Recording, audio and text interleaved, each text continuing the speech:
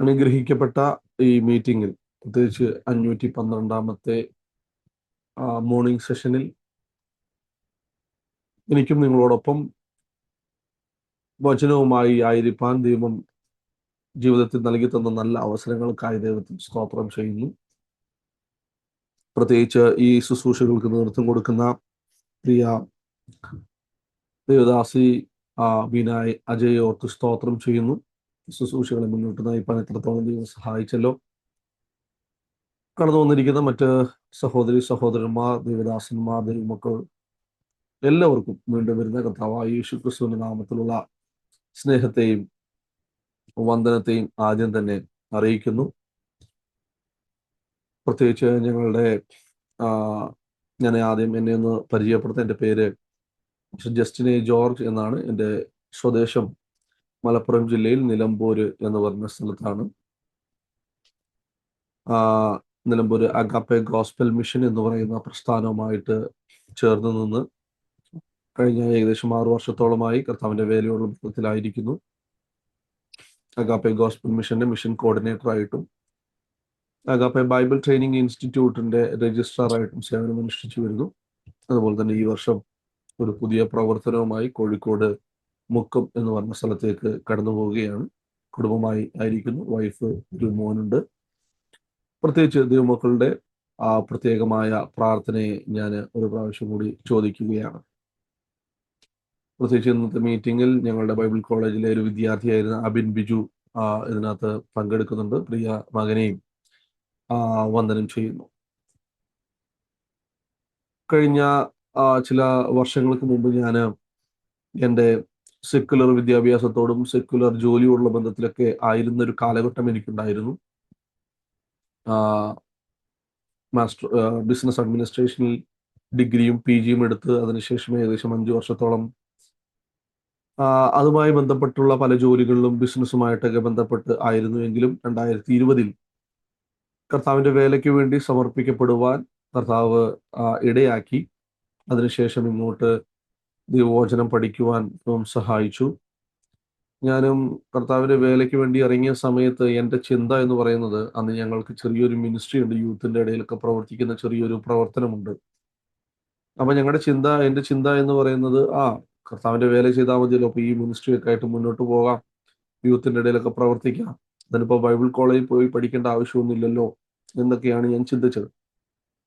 എന്നാൽ 2020 ജനുവരി മാസമൊക്കെ ആയപ്പോഴേക്കും എനിക്ക് മനസ്സിലായി, നമ്മൾ ഈ കൂട്ടായ്മകളൊക്കെ കൊണ്ടു നടക്കുകയും കാര്യങ്ങളൊക്കെ ചെയ്യുകയും ചെയ്തപ്പോൾ എനിക്ക് മനസ്സിലായി, ഇതൊരു സിമ്പിൾ പരിപാടിയല്ല, ഇതങ്ങനെ വെറുതെ നടക്കുന്നൊരു കാര്യമല്ല എന്ന് മനസ്സിലായി. അങ്ങനെയാണ് ഞാൻ 2020-ൽ കോവിഡ് ഇപ്പോൾ സ്റ്റാർട്ട് ചെയ്യുന്നതിന് മുമ്പായിട്ട് ദൈവവചനം പഠിക്കാൻ വേണ്ടിയിട്ട് ആഗ്രഹിച്ചു, ചിന്തിച്ചു. നിർഭാഗ്യവശാൽ ആ വർഷമാണ് കോവിഡ് വന്നത്. അതുകൊണ്ട് എല്ലാ കോളേജുകളെല്ലാം അടച്ചുപോയി. പക്ഷേ എങ്കിലും ഓൺലൈനായിട്ട് ആദ്യത്തെ 1.5 വർഷം പഠിക്കുവാനും MDiv പഠിക്കുവാനും അതിനുശേഷം ബാക്കി 1.5 വർഷം കോളേജിൽ നേരിട്ട് പോയി പഠിക്കുവാനും എല്ലാം ദൈവം അവസരങ്ങളെ ഒരുക്കി. അങ്ങനെ 3 വർഷം MDiv പൂർത്തീകരിച്ചു. അതിനുശേഷം 1 വർഷം എറണാകുളത്തുള്ള ഇന്ത്യ ക്രിസ്ത്യൻ ബൈബിൾ കോളേജിൽ അധ്യാപകനായി ജോലി ചെയ്തു. അതിനുശേഷം 1 വർഷം അഗാപ്പെ ഗോസ്പൽ മിഷനോട് ബന്ധത്തിൽ തന്നെ ഒരു ചർച്ചിൻ്റെ ലോക്കൽ പാസ്റ്ററായിട്ടിരുന്നു. അപ്പോൾ തന്നെ മാസ്റ്റർ ഓഫ് തിയോളജി MTH പഠിക്കാനുള്ള അവസരങ്ങൾ ദൈവം നൽകി തന്നു. ഇത്രത്തോളം ദൈവകൃപയിലായിരിക്കാൻ ദൈവം സഹായിച്ചു കൊണ്ടിരിക്കുന്നു. പ്രത്യേകിച്ച് നിങ്ങൾക്ക് ആർക്കെങ്കിലുമൊക്കെ വചനം പഠിക്കുവാൻ താല്പര്യമുണ്ട് എങ്കിൽ ഞങ്ങൾക്ക് നിലമ്പൂരിൽ അഗാപ്പെ ബൈബിൾ ട്രെയിനിങ് ഇൻസ്റ്റിറ്റ്യൂട്ട് എന്ന് പറയുന്ന ഒരു ദൈവവചന പഠന കേന്ദ്രമുണ്ട്. നിങ്ങൾക്ക് മാസത്തിൽ 3 ദിവസം മാത്രം വന്ന് പഠിക്കാൻ പറ്റുന്ന ഒരു കോളേജാണ്. 20 മാസം കൊണ്ട് നിങ്ങളുടെ കോഴ്സുകൾ കംപ്ലീറ്റ് ചെയ്യാൻ പറ്റുന്ന ഒരു പ്രോഗ്രാമാണ്. BTH, MDiv കോഴ്സുകളൊക്കെയാണ് അവിടെ ഉള്ളത്. അതിനെക്കുറിച്ച് നിങ്ങൾക്ക് അറിയണമെങ്കിൽ എന്നെ ഒന്ന് കോൺടാക്ട് ചെയ്താൽ മതി. വളരെ അനുഗ്രഹിക്കപ്പെട്ട രീതിയിൽ അതിൻ്റെ പ്രവർത്തനങ്ങൾ നടന്നുകൊണ്ടിരിക്കുന്നു. കഴിഞ്ഞ വർഷം ഏകദേശം 130-ൽ പരം കുട്ടികളാണ് അവിടെ ഗ്രാജുവേറ്റ് ചെയ്തത്. അങ്ങനെ വചന പഠനത്തിനോട് താല്പര്യമുണ്ടെങ്കിൽ നിങ്ങൾക്ക് എന്നെ കോൺടാക്ട് ചെയ്യാവുന്നതാണ് എന്ന് പറഞ്ഞുകൊണ്ട് ഇന്നത്തെ വചന ശുശ്രൂഷയിലേക്ക് കിടക്കുകയാണ്. ഉൽപ്പത്തി പുസ്തകം 4-ാം അധ്യായം അതിൻ്റെ 1 മുതൽ 7 വരെ ഉള്ള വാക്യങ്ങളാണ്. ആ ഭാഗത്ത് നിന്നാണ് നിങ്ങളോട് ഇന്ന് ഉള്ള ദൂത് സംസാരിക്കാൻ താല്പര്യപ്പെടുന്നത്. ഇതിലൊരു പാസേജ് ആയതുകൊണ്ട് അത് പൂർണ്ണമായി വായിക്കാൻ ഞാൻ ആഗ്രഹിക്കുന്നില്ല. നമ്മുടെ മെസ്സേജിൻ്റെ ഇടയ്ക്ക് നമ്മൾ വാക്യങ്ങൾ വായിച്ച് മുന്നോട്ട് പോകാം എന്ന് ചിന്തിക്കുകയാണ്. ഉൽപ്പത്തി പുസ്തകം 4-ാം അധ്യായം അതിൻ്റെ 7-ാമത്തെ വാക്യം മാത്രം ഞാനിന്ന് വായിക്കുകയാണ്. നീ നന്മ ചെയ്യുന്നുവെങ്കിൽ പ്രസാദമുണ്ടാകുകയില്ലയോ? നീ നന്മ ചെയ്യുന്നില്ലെങ്കിലോ? പാപം വാതിൽക്കൽ കിടക്കുന്നു, അതിൻ്റെ ആഗ്രഹം നിങ്കലേക്ക് ആകുന്നു, നീയോ അതിനെ കീഴടക്കണം എന്ന് കൽപ്പിച്ചു. ഒരു നിമിഷം നമുക്ക് പ്രാർത്ഥിക്കാം. പരിശുദ്ധ പിതാവേ, പ്രഭാതത്തിൽ ഞങ്ങൾ ഞങ്ങളുടെ സന്നിധിയിലേക്ക് അടുത്തു വരുന്നപ്പാ, വായിച്ച ദൈവവചന ഭാഗത്തെ ഞങ്ങളുടെ കരങ്ങളിലേക്ക് താഴ്ത്തി സമർപ്പിക്കുന്നു. വിവേചിക്കുവാൻ കഥാവെ അടിന്റെ നാവുകളെ ബലപ്പെടുത്തണമേ. കഥാവെ, വചനം അങ്ങയുടേതാണ്, ജനം അങ്ങയുടേതാണ്, അടിയൻ അങ്ങയുടേതാണ്. പരിശുദ്ധാത്മാവ് തന്നെ സംസാരിക്കണം. താഴ്ത്തി സമർപ്പിക്കുന്നു യേശു ക്രിസ്തുവിന്റെ നാമത്തിൽ. ഉൽപ്പത്തി പുസ്തകം നമുക്ക് എല്ലാവർക്കും അറിയുന്നത് പോലെ തന്നെ വളരെ സുപരിചിതമായ ഒരു പുസ്തകമാണ് ഉൽപ്പത്തി പുസ്തകം. നമ്മൾ എല്ലാവരും വായിച്ചിട്ടുള്ള ഒരു പുസ്തകമാണ് ഉൽപ്പത്തി പുസ്തകം. എല്ലാത്തിൻ്റെയും ഉൽപ്പത്തികളുടെ പുസ്തകം, അല്ലെങ്കിൽ ആരംഭങ്ങളുടെ പുസ്തകമാണ് ഉൽപ്പത്തി പുസ്തകം എന്ന് നമുക്ക് മനസ്സിലാക്കാൻ വേണ്ടി സാധിക്കുന്നു. പ്രപഞ്ചത്തിൻ്റെയും ഭൂമിയുടെയും ആരംഭം നമുക്ക് ഈ പുസ്തകത്തിൽ കാണാൻ സാധിക്കുന്നു.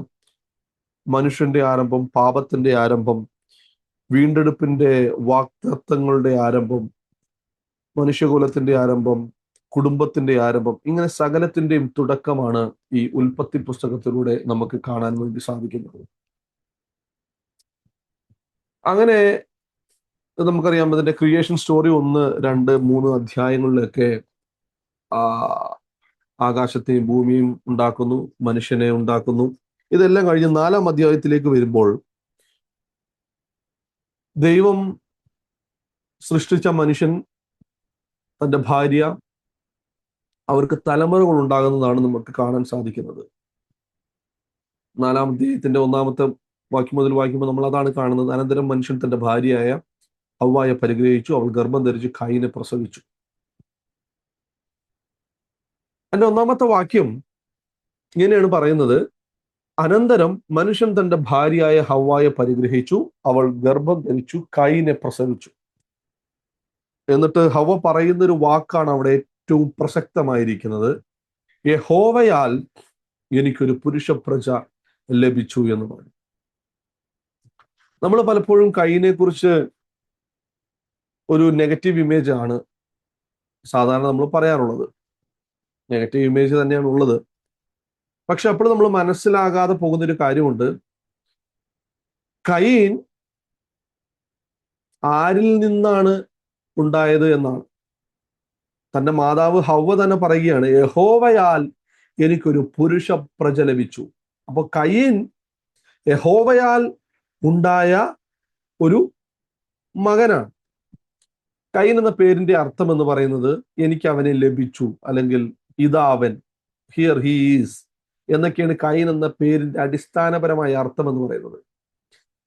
ഞാൻ ചിന്തിക്കുന്നത് ഇങ്ങനെയാണ്, ഒരുപക്ഷെ ഹവ്വ യഹോവയാൽ എനിക്കൊരു പുരുഷപ്രജ ലഭിച്ചു, അല്ലെങ്കിൽ ഇതാ അവൻ, എനിക്ക് അവനെ ലഭിച്ചു എന്നൊക്കെ പറയാനുള്ളതിന്റെ കാരണം ഉൽപ്പത്തി പുസ്തകം 3-ാം അധ്യായം 15-ാമത്തെ വാക്യത്തിൽ ദൈവം പറഞ്ഞിരിക്കുന്ന ഒരു കാര്യമുണ്ട്. ഞാൻ നിനക്കും നിന്റെ സന്തതിക്കും, ഞാൻ നിനക്കും സ്ത്രീക്കും നിന്റെ സന്തതിക്കും അവളുടെ സന്തതിക്കും തമ്മിൽ ശത്രുത്വം ഉണ്ടാക്കും. അവൻ നിന്റെ തല തകർക്കും, നീ അവന്റെ കുതികാൽ തകർക്കും. അപ്പോൾ ആ വാക്യത്തിൽ ദൈവം ഒരു വിമോചകനെ കുറിച്ച് പറയുകയാണ്. ഇതൊരു മെസ്സിയാനിക് പ്രോഫസിയാണ്.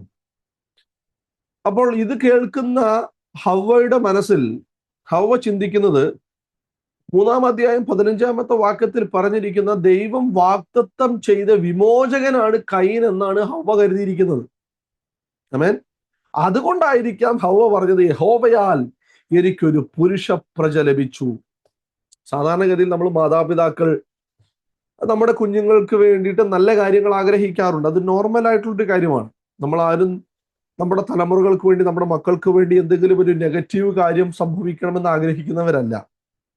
നല്ല കാര്യങ്ങൾ ആഗ്രഹിക്കുന്ന ആളുകളാണ് എല്ലാ മാതാപിതാക്കളും. തങ്ങളുടെ കുട്ടികൾ വലിയ കാര്യങ്ങൾ ചെയ്യണമെന്നും അവർ സമൂഹത്തിൽ ഉന്നതരായിരിക്കണമെന്നൊക്കെ നമ്മൾ ചിന്തിക്കാറുണ്ട്. ആദാമിനും പ്രത്യേകിച്ച് ഹവ്വായ്ക്കും കയീനെ കുറിച്ച് ഇങ്ങനെയുള്ള പ്രതീക്ഷകൾ ഉണ്ടായിരുന്നു.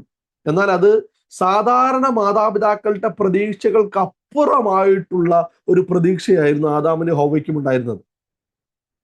അവർ ചിന്തിക്കുന്നത് ദൈവം വാഗ്ദത്തം ചെയ്ത മശിഹ കയീനായിരിക്കുമെന്നും അവൻ പിശാചിന്റെ തല തകർക്കുമെന്നും ഇവരുടെ ജീവിതത്തിൽ ഉണ്ടായിരുന്ന ആ പരാജയത്തെ, ആ പാപത്തിൽ വീണുപോയതിനെ അങ്ങനെ അതിജീവിക്കാമെന്നുമൊക്കെ ഒരുപക്ഷെ ആദാമും ഹവ്വയും കരുതിയിരിക്കാം. പക്ഷേ വാസ്തവത്തിൽ മശിഹായ്ക്ക് പകരം ഒരു കൊലപാതകനെയായിരുന്നു അവർ അവരുടെ കൈകളിൽ വഹിച്ചിരുന്നത്. ഒന്നാമത്തെ വാക്യത്തിൽ യഹോവയാൽ എനിക്കൊരു പുരുഷപ്രജ ലഭിച്ചു എന്ന് പറഞ്ഞ ഹവ്വ രണ്ടാമത്തെ വാക്യത്തിലേക്ക് വരുമ്പോൾ പറയുന്നൊരു കാര്യമുണ്ട്. പിന്നെ അവൾ അവന്റെ അനുജനായ ഹാബേലിനെ പ്രസവിച്ചു. കൂടുതൽ ഡെക്കറേഷൻ ഒന്നുമില്ല, കൂടുതലായിട്ടുള്ള എക്സ്പ്ലനേഷൻ ഒന്നും പറയുന്നില്ല. കയീനെ പ്രസവിച്ചപ്പോൾ യഹോവയാൽ എനിക്കൊരു പുരുഷപ്രജ ലഭിച്ചു എന്നൊക്കെ പറഞ്ഞ ഹവ്വ രണ്ടാമത്തവൻ പ്രസവിച്ചപ്പോ പറയാണ് പിന്നെ അവൾ അവന്റെ അനുജനായ ഹാബേലിനെ പ്രസവിച്ചു. വളരെ നോർമലായിട്ടുള്ള ഒരു കാര്യം. ഞാൻ ഇവിടെ നിന്നൊരു ദൂത് പറയാം. നിന്റെ മാതാപിതാക്കൾക്കോ നിന്റെ സഹോദരങ്ങൾക്കോ നിന്റെ സഭയ്ക്കോ നിന്നെക്കുറിച്ച് വലിയ പ്രതീക്ഷകളില്ലെങ്കിലും ദൈവത്തിന് നിന്നെക്കുറിച്ച് ഒരു പ്രതീക്ഷ ഉണ്ടെങ്കിൽ അത് മറ്റെല്ലാ പ്രതീക്ഷകൾക്കും അപ്പുറമാണ് എന്ന് നമ്മൾ തിരിച്ചറിയണം. ഹാബേലിനെ കുറിച്ച് തന്റെ മാതാപിതാക്കൾക്ക് വലിയ പ്രതീക്ഷകളില്ലായിരുന്നു. കയീനെ കുറിച്ചുള്ള പ്രതീക്ഷയുടെ പകുതി പോലും ഹാബേലിനെ കുറിച്ചുള്ള ഒരു പ്രതീക്ഷയായിട്ടില്ലായിരുന്നു. എന്നാൽ ദൈവത്തിന് ഹാബേലിനെ കുറിച്ചൊരു പ്രതീക്ഷയുണ്ടായിരുന്നു, ഒരു ഉദ്ദേശമുണ്ടായിരുന്നു. ആമേൻ. 3-4 വാക്യങ്ങളിലേക്ക് വരുമ്പോൾ നമ്മൾ കാണുന്നു ഹാബേൽ ആട്ടിടയനും കയീൻ കൃഷിക്കാരനുമായി തീർന്നു. കുറെ കാലം കഴിഞ്ഞിട്ട് കയീൻ നിലത്തെ അനുഭവത്തിൽ നിന്ന് യഹോവയ്ക്ക് ഒരു വഴിപാട് കൊണ്ടുവന്നു. ഹാബേലും ആട്ടിൻകൂട്ടത്തിലെ മേധസ്സിൽ നിന്ന് തന്നെ ഒരു വഴിപാട് കൊണ്ടുവന്നു. എന്നിട്ട് പറയുകയാണ് യഹോവ ഹാബേലിലും അവന്റെ വഴിപാടിലും പ്രസാദിച്ചു. നമ്മൾ ഇതിന്റെ പ്രധാനപ്പെട്ട ഒരു ഭാഗത്തിലേക്ക് വരികയാണ്. അപ്പൊ കയീനും ഹാബേലും ദൈവത്തിന്റെ സന്നിധിയിൽ യാഗം കഴിച്ചു. ഹാബേൽ മാത്രമാണോ യാഗം കഴിച്ചതല്ല, കയീനും യാഗം കഴിച്ചു. ഇനി ആരാണ് യാഗം ഇനീഷ്യേറ്റ് ചെയ്തത്, ആദ്യം ആരാണ് യാഗം കഴിച്ചതെന്ന് ചോദിച്ചു കഴിഞ്ഞാൽ അവിടെയും കയീനാണ് ഹൈലൈറ്റഡ് ആയി നിൽക്കുന്നത്. പറയുന്നത് എങ്ങനെയാണ്, കുറെ കാലം കഴിഞ്ഞിട്ട് കയീൻ നിലത്തെ അനുഭവത്തിൽ യഹോവയ്ക്ക് ഒരു വഴിപാട് കൊണ്ടുവന്നു. വഴിപാട് എന്ന് പറയുന്ന കാര്യം അല്ലെങ്കിൽ ആ യാഗം ഇനീഷ്യേറ്റ് ചെയ്തത് കയീനാണ്.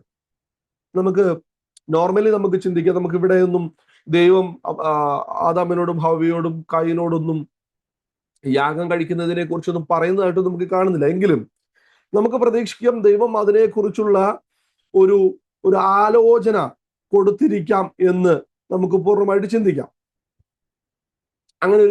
അങ്ങനെ ഒരു ഇൻസ്ട്രക്ഷൻ അവർക്ക് കൊടുത്തിട്ടുണ്ടായിരിക്കാം എന്ന് ചിന്തിക്കാം. യാഗത്തിനായിട്ടൊരു പ്രത്യേക സ്ഥലം ഉണ്ടായിരുന്നിരിക്കാം എന്ന് നമുക്ക് അനുമാനിക്കാം. യാഗം കഴിക്കേണ്ടതിന്റെ ആവശ്യകത എന്താണെന്ന് ദൈവം ആദാമിനോടും കുടുംബത്തോടും അറിയിച്ചിട്ടുണ്ടാകാം എന്ന് നമുക്ക് മനസ്സിലാക്കാം. അല്ലാതെ ഇപ്പം അവർ യാഗം കഴിക്കേണ്ട ആവശ്യമില്ലല്ലോ. അപ്പൊ രണ്ടുപേരും, കയീനും ഹാബേലും, മക്കൾ രണ്ടുപേരും അവരുടെ ഭൗതിക അധ്വാനത്തിൽ നിന്ന് ദൈവത്തിന് വഴിപാട് കൊണ്ടുവന്നു. എന്നാൽ ദൈവം ഹാബേലിലും അവന്റെ വഴിപാടിലും പ്രസാദിക്കുകയും കയീനിലും അവന്റെ വഴിപാടിലും പ്രസാദിക്കുകയും ചെയ്തില്ല. ഇനി എന്താണ് അവരുടെ യാഗത്തിന്റെ പ്രത്യേകത? ഹാബേൽ തന്റെ ആട്ടിൻകൂട്ടത്തിലെ ആദ്യജാതനായ കുഞ്ഞാടിന്റെ രക്തവും കയീൻ കൃഷിയിൽ നിന്ന് അല്ലെങ്കിൽ നിലത്തെ ഫലത്തിൽ നിന്നും യാഗം അർപ്പിച്ചു എന്നാണ് നമുക്ക് വചനത്തിൽ നിന്ന് മനസ്സിലാകുന്നത്. പലരും പല ദേവദാസന്മാരും ഈ പറയുന്നതൊക്കെ ഞാൻ കേട്ടിട്ടുണ്ട്. പലരും ചിന്തിക്കുന്നത് ഇങ്ങനെയാണ്, അവരുടെ വഴിപാടുകൾ തമ്മിലുള്ള വ്യത്യാസം ഇതാണ്. എന്ത്? കയീൻ കൊണ്ടുവന്നത് നിലത്തെ ഫലം, ഹാബേൽ കൊണ്ടുവന്നത് യാഗം മൃഗത്തെ ആണ്. അതാണ് അവർ തമ്മിലുള്ള വ്യത്യാസം എന്നാണ് കരുതുന്നത്. പക്ഷേ ധാന്യയാഗങ്ങൾ ദൈവത്തിന്റെ മുൻപാകെ പാപപരിഹാരമായിട്ടല്ലെങ്കിൽ പോലും സ്വീകാര്യമായിരുന്നു എന്ന് ലേവ്യ പുസ്തകം 2-ാം അധ്യായം വായിക്കുമ്പോൾ നമുക്ക് മനസ്സിലാക്കാൻ വേണ്ടി സാധിക്കുന്നുണ്ട്. ഇനി വഴിപാട് എന്താണെന്ന് നമ്മൾ ആദ്യം മനസ്സിലാക്കണം. വഴിപാട്, ഓഫറിങ്, ഇംഗ്ലീഷിൽ അത് ഓഫറിങ് എന്നാണ് കൊടുത്തിരിക്കുന്നത്. നമ്മൾ ഓഫറിങ് എന്ന് പറയുന്നത് സ്തോത്ര കാഴ്ചയിടുന്നതിനാണ്. വഴിപാട് എന്നതിന്റെ ഹീബ്രു പദം അല്ലെങ്കിൽ പഴയ നിയമത്തിൽ ഉപയോഗിച്ചിരിക്കുന്ന ഹീബ്രു പദം മിൻച എന്നുള്ളതാണ്. മിൻച, MINCHAH, മിൻച. മിൻച എന്ന ഹീബ്രു പദത്തിന്റെ അർത്ഥം മനുഷ്യൻ ദൈവസന്നിധിയിൽ കൊണ്ടുവരുന്ന ഏതൊരു തരത്തിലുള്ള വഴിപാടിനും ഇത് സൂചിപ്പിക്കും. ശ്രദ്ധിക്കണം, മനുഷ്യൻ ദൈവസന്നിധിയിൽ കൊണ്ടുവരുന്ന ഏതൊരു തരത്തിലുള്ള വഴിപാടിനെയും സൂചിപ്പിക്കുന്ന പദമാണ് മിൻച. അപ്പോൾ നമ്മൾ ദൈവസന്നിധിയിൽ കൊണ്ടുവരുന്ന എന്താണോ അതിനെയാണ് മിൻച എന്ന് പറയുന്നത്. ഇപ്പൊ നമ്മളിപ്പോ ദൈവസന്നിധിയിൽ കൊണ്ടുവരുന്നത് സ്തോത്ര കാഴ്ചയാണെങ്കിൽ അതിനെ മിൻച എന്ന് പറയാം. നമ്മൾ ദൈവസന്നിധിയിൽ കൊണ്ടുവരുന്നത് നമ്മളെ തന്നെയാണെങ്കിൽ അതിനെ മിൻച എന്ന് പറയാം.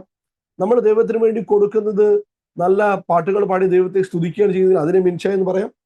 അപ്പോൾ മനുഷ്യൻ ദൈവസന്നിധിയിൽ കൊണ്ടുവരുന്ന ഏതൊരു തരത്തിലുള്ള വഴിപാടിനെയും സൂചിപ്പിക്കുന്ന പദമാണ് മിൻച. രണ്ട് യാഗങ്ങളും പാപത്തിന് വേണ്ടി അല്ലെങ്കിൽ പാപപരിഹാരത്തിന് വേണ്ടി പ്രത്യേകമായി അർപ്പിക്കപ്പെട്ടതല്ല എന്നാണ് നമുക്ക് മനസ്സിലാക്കാൻ വേണ്ടി സാധിക്കുന്നത്. ഹാബേലിന്റെ വഴിപാട് സ്വീകരിക്കപ്പെട്ടതും കയീന്റെ വഴിപാട് നിരസിക്കപ്പെട്ടതും എന്തുകൊണ്ടാണെന്ന് നമുക്ക് മനസ്സിലാക്കാൻ പറ്റുന്ന എബ്രായ ലേഖനത്തിന്റെ എഴുത്തുകാരൻ വ്യക്തമായി അതിനെക്കുറിച്ച് പറയുന്നു. എബ്രായ ലേഖനം 11-ാം അധ്യായം 4-ാമത്തെ വാക്യത്തിൽ പറയുകയാണ്, വിശ്വാസത്താൽ ഹാബേൽ ദൈവത്തിന് കയീന്റേതിലും ഉത്തമമായ യാഗം കഴിച്ചു. ആമേൻ. എന്താണ് അവരുടെ തമ്മിലുള്ള യാഗത്തിന്റെ വ്യത്യാസം? വിശ്വാസത്താൽ ഹാബേൽ ദൈവത്തിന് കയീന്റേതിലും ഉത്തമമായ യാഗം കഴിച്ചു. യാഗത്തിന്റെ വ്യത്യാസം എന്താന്ന് ചോദിച്ചു കഴിഞ്ഞാൽ വിശ്വാസത്തിലുള്ള വ്യത്യാസമാണ്, യാഗവസ്തുവിലുള്ള വ്യത്യാസമല്ല. ഞാൻ പണ്ട് ഇങ്ങനെ കേട്ടിട്ടുണ്ട് പല ദൈവദാസന്മാരും പറയുന്നത്, കയീന് തൻ്റെ നിലത്തെ ഫലത്തിൽ നിന്ന് യാഗം കഴിച്ചപ്പോൾ അവൻ ഏറ്റവും വൃത്തികെട്ട പഴവും പച്ചക്കറിയും ചീഞ്ഞളിഞ്ഞതും ഒക്കെയാണ് കൊണ്ടുപോയത്. ഹാബേൽ കൊണ്ടുവന്നത് ഏറ്റവും നല്ല കടിഞ്ഞൂലിൽ നിന്നുള്ള ഒരു ആട്ടിൻകുട്ടിയാണ് കൊണ്ടുപോയത്. ഇതുകൊണ്ടാണ് കയീന്റെ യാഗത്തിൽ പ്രസാദിക്കാതിരിക്കുകയും ഹാബേലിന്റെ യാഗത്തിൽ പ്രസാദിക്കുകയും ചെയ്തതെന്ന് ഞാൻ പണ്ട് കേട്ടിട്ടുണ്ട്. ഇപ്പൊ ആരും അങ്ങനെ പറയുന്നില്ല എന്ന് തോന്നുന്നു. നമ്മൾ മനസ്സിലാക്കുന്നത് കയീൻ തൻ്റെ വിളവിൽ നിന്ന് ഏറ്റവും ഭംഗിയുള്ളതും ഏറ്റവും പെർഫെക്റ്റ് ആയിട്ടുള്ളതുമായ യാഗമാണ് അർപ്പിച്ചിരിക്കുന്നത്. നമ്മളും പലപ്പോഴും ഇങ്ങനെയാണ്, നമ്മുടെ കണ്ണിൽ നമുക്ക് ഏറ്റവും പെർഫെക്റ്റ് ആയിട്ട് തോന്നുന്നത്, നമ്മുടെ കണ്ണിൽ ഏറ്റവും ഭംഗിയായിട്ട് തോന്നുന്നത്, നമ്മുടെ കണ്ണിൽ ഏറ്റവും മനോഹരമായതിന് നമ്മൾ യാഗമായി അർപ്പിക്കുന്നു, നമ്മൾ ഓഫറിംഗ് ആയിട്ട് കൊടുക്കുന്നു. പക്ഷേ അതിൽ വിശ്വാസമുണ്ടോ എന്നുള്ളതാണ് ചോദ്യം. അതോ മതത്തിന്റെ അടിസ്ഥാനത്തിലാണോ നമ്മൾ യാഗം കഴിക്കുന്നത്? കയീന്റെ യാഗത്തിന്റെ പ്രശ്നം എന്ന് പറയുന്നത് കയീൻ മതത്തിന്റെ അടിസ്ഥാനത്തിൽ യാഗമർപ്പിച്ചു, ഹാബേൽ വിശ്വാസത്തിന്റെ അടിസ്ഥാനത്തിൽ യാഗമർപ്പിച്ചു. യാഗങ്ങൾ തമ്മിലുള്ള വ്യത്യാസം ഇതായിരുന്നു. കയീന്റെ യാഗം മതത്തിന്റെ അടിസ്ഥാനത്തിലുള്ളതായിരുന്നപ്പോൾ ഹാബേലിന്റെ യാഗം വിശ്വാസത്തിന്റെ അടിസ്ഥാനത്തിലുള്ളതായിരുന്നു. നമുക്കറിയാം, പുതിയ നിയമത്തിലേക്ക് വരുമ്പോൾ പരീശന്മാരെ നമുക്ക് കാണുന്നുണ്ട്. പരീശന്മാർ കൽപ്പനകൾ അനുസരിക്കുന്നത് അതൊരു മതത്തിന്റെ പഠിപ്പിക്കലിന്റെ അടിസ്ഥാനത്തിലായിരുന്നു. അവരുടെ മതം പറയുന്നത് അനുശാസിക്കുക എന്നുള്ളതിനപ്പുറമായി മറ്റൊരു വിശ്വാസം അവരിലില്ലായിരുന്നു. ഒരു മതത്തിന്റെ പഠിപ്പിക്കലിനെ ആശ്രയിച്ചുകൊണ്ടാണ്. അതാണ് അവര് ഒരു സ്ട്രിക്റ്റ് ആയിട്ട് സ്ക്രിപ്ചറിനെ അവർ ഫോക്കസ് ചെയ്യുന്നത്. പഴയ നിയമത്തെ പെന്റട്ടുക്കിനെ അവർ ഫോക്കസ് ചെയ്യുന്നത്. ഇപ്പോഴും ഇസ്രായേലിലേക്ക് നോക്കുക, കണ്ണിന് പകരം കണ്ണ്, പല്ലിന് പകരം പല്ല് എന്ന് പറയുന്ന സിസ്റ്റമാണ് ഇപ്പോഴും അവർ ഫോളോ ചെയ്യുന്നത്. അപ്പോൾ നമ്മൾ മതത്തിന്റെ അടിസ്ഥാനത്തിലാണ് നമ്മൾ കാര്യങ്ങൾ ചെയ്യുന്നതെങ്കിൽ അതിന് ദൈവത്തിന്റെ പ്രസാദം ലഭിക്കാതെ പോകും. കയീന് സംഭവിച്ച കാര്യം അതാണ്. കയീന്റെ ജീവിതത്തിൽ കയീൻ മതത്തിന്റെ അടിസ്ഥാനത്തിൽ മുന്നോട്ട് പോയി യാഗമർപ്പിച്ചത് കൊണ്ട് തന്നെ തൻ്റെ ജീവിതത്തിൽ ദൈവത്തിന്റെ പ്രസാദം ലഭിക്കാതെ പോകുന്നു. നമ്മൾ പലപ്പോഴും ചിന്തിക്കുന്ന കാര്യം, നമ്മൾ ദേവാലയത്തിൽ പോയി, ആരാധനാലയത്തിൽ പോയി നമ്മൾ കൈയടിക്കുന്നതോ പാട്ടുപാടുന്നതോ അന്യഭാഷ പറയുന്നതോ ഒക്കെയാണ് ദൈവം, അതിലൊക്കെയാണ് ദൈവം പ്രസാദിക്കുന്നത് എന്നാണ് നമ്മൾ ചിന്തിക്കുന്നത്. നമ്മളൊരു ഞായറാഴ്ച ആരാധനയ്ക്ക് പോയി കഴിഞ്ഞാൽ, അല്ലെങ്കിൽ ഏതെങ്കിലും ഒരു ദിവസം ആരാധനയ്ക്ക് പോയി കഴിഞ്ഞാൽ, അല്ലെങ്കിൽ ഒരു മീറ്റിങ്ങിന് പോയി കഴിഞ്ഞാൽ നമ്മൾ കൈയടിക്കുന്നതും പാട്ടുപാടുന്നതും ചാടുന്നതും തുള്ളുന്നതും അന്യഭാഷകൾ പറയുന്നതും എല്ലാം ഒരുപക്ഷെ പലപ്പോഴും മറ്റുള്ളവർ കാണുന്നതിന് വേണ്ടി ആയി പോകുന്ന ഒരു കാലഘട്ടത്തിലാണ് നമ്മളായിരിക്കുന്നത്. ദൈവമക്കളെ, നമ്മൾ തിരിച്ചറിയേണ്ട ഒരു വസ്തുതയുണ്ട്. ദൈവം പ്രസാദിക്കുന്നത്, യാഗത്തെക്കാൾ ദൈവം പ്രസാദിക്കുന്നത് യാഗം കഴിക്കുന്നവനിലാണ്. യാഗം കഴിക്കുന്നവനിൽ ദൈവം പ്രസാദിച്ചാൽ മാത്രമേ യാഗത്തിൽ ദൈവം പ്രസാദിക്കുകയുള്ളൂ. നമ്മുടെ ജീവിതത്തിൽ കഴിഞ്ഞ 6 ദിവസങ്ങളിലും വളരെ ദൈവവുമായി ഒരു ബന്ധമില്ലാത്ത ജീവിതം നയിച്ചിട്ട്, ദൈവഹിതം പ്രകാരമല്ലാത്തൊരു ജീവിതം നയിച്ചിട്ട്, ദൈവം ആഗ്രഹിക്കാത്ത ഇടങ്ങളിൽ പോയിട്ട്, ദൈവം ആഗ്രഹിക്കാത്ത സംസാരങ്ങൾ സംസാരിച്ചിട്ട്, ഇതെല്ലാം കഴിഞ്ഞിട്ട് ഒരു ഞായറാഴ്ച നമ്മൾ ഒരു ഒരു ഒരു ഒരു മുഖം മൂടി ധരിച്ചുകൊണ്ട് നമ്മൾ ആരാധനാലയത്തിൽ പോയി ചെയ്യുന്ന പ്രവർത്തികളിൽ ദൈവം പ്രസാദിക്കത്തില്ല.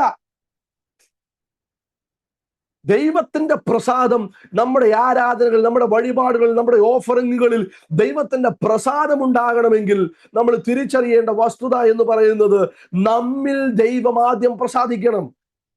നമ്മിൽ പ്രസാദിക്കാത്തിടത്തോളം കാലം നമ്മൾ ഇനി 1000, 10,000, 1,00,000 രൂപ ദൈവസഭയ്ക്ക് കൊടുത്താലും ദൈവത്തിന്റെ പ്രസാദം ഉണ്ടാകത്തില്ല.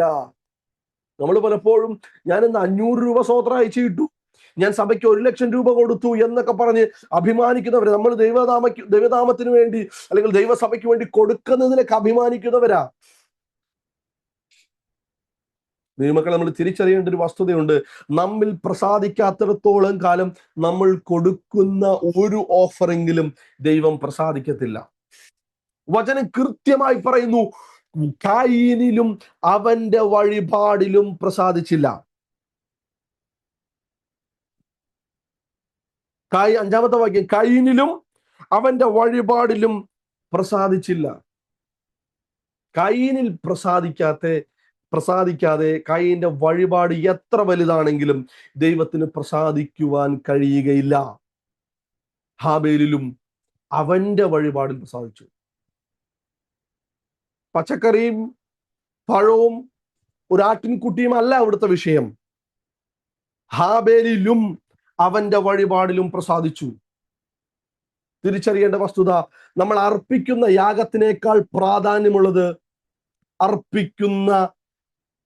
അർപ്പിക്കുന്നവനിലാണ് പ്രാധാന്യമുള്ളത്.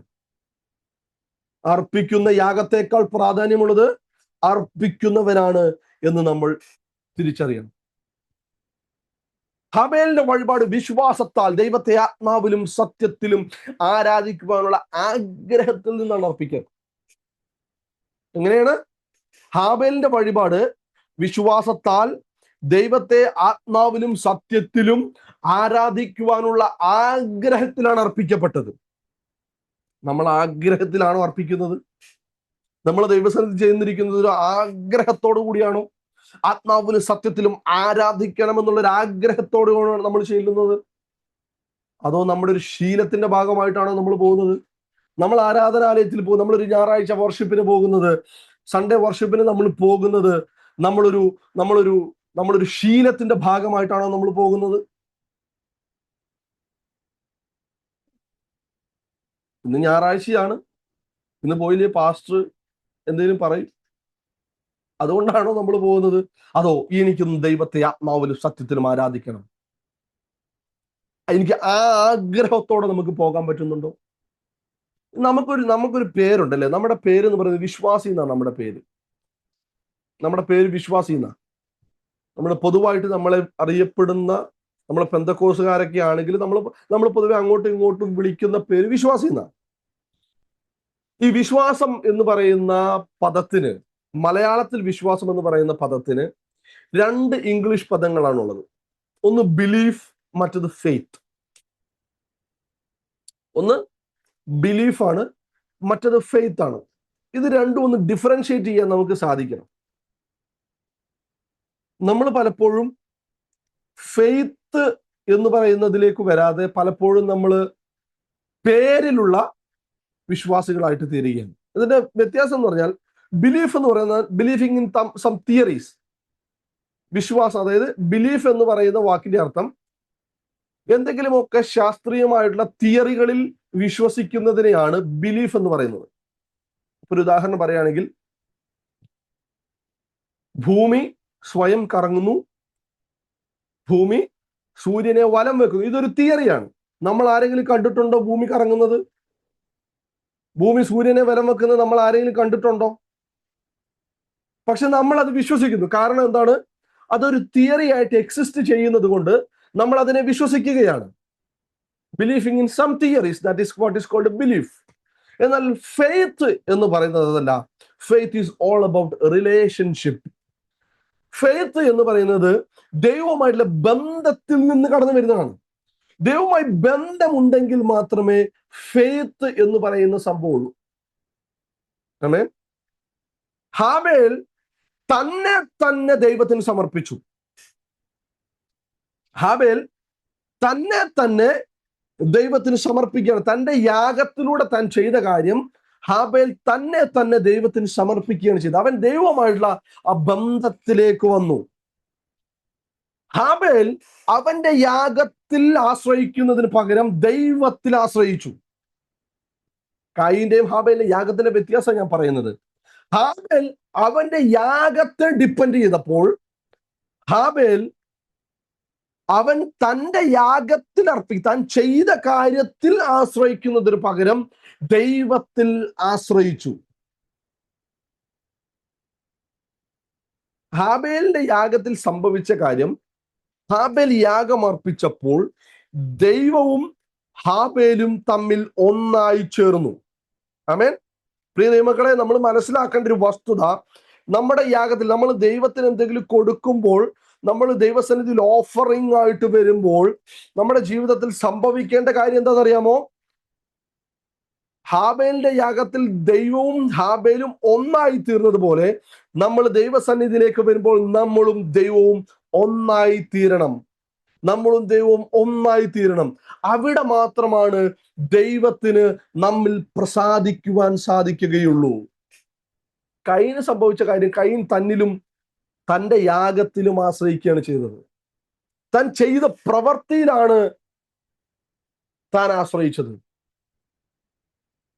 എബ്രായ ലേഖനത്തിൽ നമ്മൾ കാണുന്ന ഭാഗം ഇങ്ങനെയാണ്: വിശ്വാസത്താൽ അവൻ യാഗമർപ്പിച്ചു, നീതിമാൻ എന്ന പേർ ലഭിച്ചു. ഇത് മനസ്സിലാക്കേണ്ട കാര്യം, നീതിമാനായവന് മാത്രമേ ദൈവവുമായിട്ടുള്ള ബന്ധത്തിലായി തീരാൻ സാധിക്കത്തുള്ളൂ. നീതിമാനായവന് മാത്രമേ ദൈവവുമായുള്ള ബന്ധത്തിൽ ആയിത്തീരാൻ സാധിക്കും. ദൈവവുമായിട്ടുള്ള ഒരു റിലേഷൻഷിപ്പിലേക്ക് നമ്മൾ വരണമെങ്കിൽ നമ്മൾ നീതിമാനാകണം എന്നാ പറഞ്ഞതിന്റെ അർത്ഥം. In relationship there is obedience. എന്താണ് ബന്ധത്തിന്റെ പ്രത്യേകത? ബന്ധത്തിന്റെ ഏറ്റവും വലിയ പ്രത്യേകത അവിടെ അനുസരണമുണ്ട്. മക്കളും മാതാപിതാക്കളും ഭാര്യയും ഭർത്താവും, ഈ ബന്ധത്തിനകത്തൊക്കെ സംഭവിക്കുന്നത് അവിടെ അനുസരണ എന്ന് പറയുന്നത്, ഒബീഡിയൻസ് എന്ന് പറഞ്ഞൊരു കാര്യമുണ്ട്. പരസ്പരം അങ്ങോട്ടും ഇങ്ങോട്ടും ഒരു ഒബീഡിയൻസ് ഉണ്ട്. അപ്പൊ റിലേഷൻഷിപ്പിലേക്ക് നമ്മൾ വരണം. ദൈവവുമായിട്ടൊരു ബന്ധത്തിലേക്ക് നമുക്ക് വരാൻ സാധിക്കണമെങ്കിൽ അവിടെ ഒബീഡിയൻസ് ഈസ് വെരി ഇമ്പോർട്ടൻറ്റ്. അവിടെ അനുസരണം എന്ന് പറയുന്നത് വളരെ ഇമ്പോർട്ടൻ്റ് ആയിട്ടുള്ള ഒരു വസ്തുതയാണ്. ദൈവവുമായി നമുക്ക് ബന്ധമുണ്ട് എന്ന് നമുക്ക് പറയാൻ സാധിക്കണമെങ്കിൽ നമ്മൾ ദൈവത്തെ അനുസരിക്കുന്നവരായി തീരണം. അതിന് ഏറ്റവും വലിയ ഉദാഹരണമാണ് ഉൽപ്പത്തി പുസ്തകം 22-ാം അധ്യായത്തിലേക്ക് വരുമ്പോൾ. അവിടെ നമ്മൾ കാണുന്ന ഒരു വ്യക്തിയുണ്ട്. 22-ാം അധ്യായത്തിലേക്ക് വരുമ്പോൾ അവിടെ നമ്മൾ അബ്രഹാമിനെ കാണുകയാണ്. അവിടെ ഇങ്ങനെ പറഞ്ഞു: അതിനുശേഷം ദൈവം അബ്രഹാമിനെ പരീക്ഷിച്ചത് എങ്ങനെയെന്നാൽ, അബ്രഹാമെ എന്ന് വിളിച്ചതിന് ഞാൻ ഇതാ എന്ന് അവൻ പറഞ്ഞു. അപ്പോൾ അവൻ, നിന്റെ മകനെ, നീ സ്നേഹിക്കുന്ന നിന്റെ ഏകജാതനായ ഇസഹാക്കിനെ തന്നെ കൂട്ടിക്കൊണ്ട് മോറിയാ ദേശത്ത് ചെന്ന് അവിടെ ഞാൻ നിന്നോട് കൽപ്പിക്കുന്ന ഒരു മലയിൽ അവനെ ഹോമയാഗമായി കഴിക്ക എന്ന് അരുളി ചെയ്തു. നമ്മൾ ചിന്തിക്കണം, വർഷങ്ങളുടെ കാത്തിരിപ്പിനും വാഗ്ദത്തത്തിന്റെ നിവർത്തീകരണത്തിനും ശേഷം തനിക്ക് നൽകപ്പെട്ട ഇസഹാക്ക് എന്ന് പറയുന്ന വാഗ്ദത്ത സന്തതിയെ ദൈവം തിരികെ ചോദിക്കുക.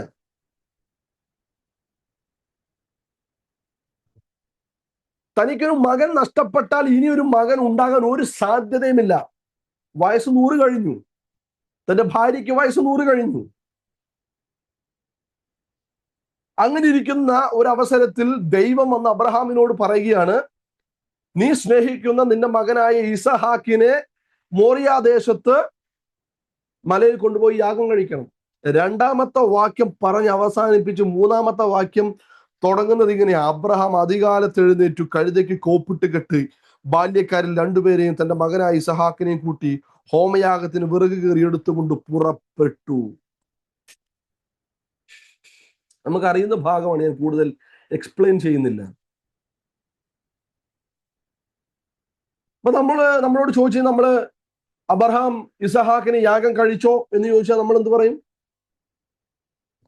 അബ്രഹാം ഇസഹാക്കിനെ യാഗം കഴിച്ചോ എന്ന് ചോദിച്ചാൽ നമ്മൾ എന്ത് പറയും?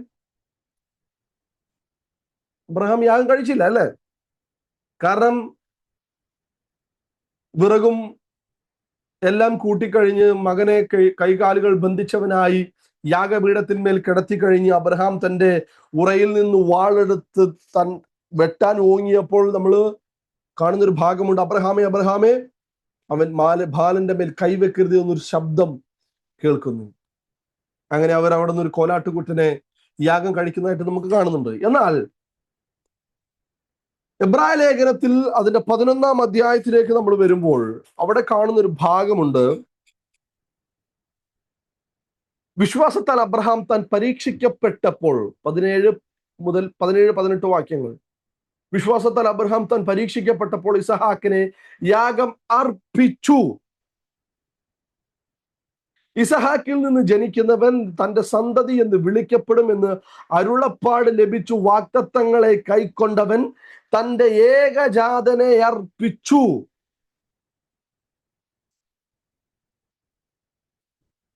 എന്നെ ആത്മാവിൽ ത്രസിപ്പിച്ച ഒരു വാക്യം അതിന്റെ 19-ാമത്തെ വാക്യമാണ്: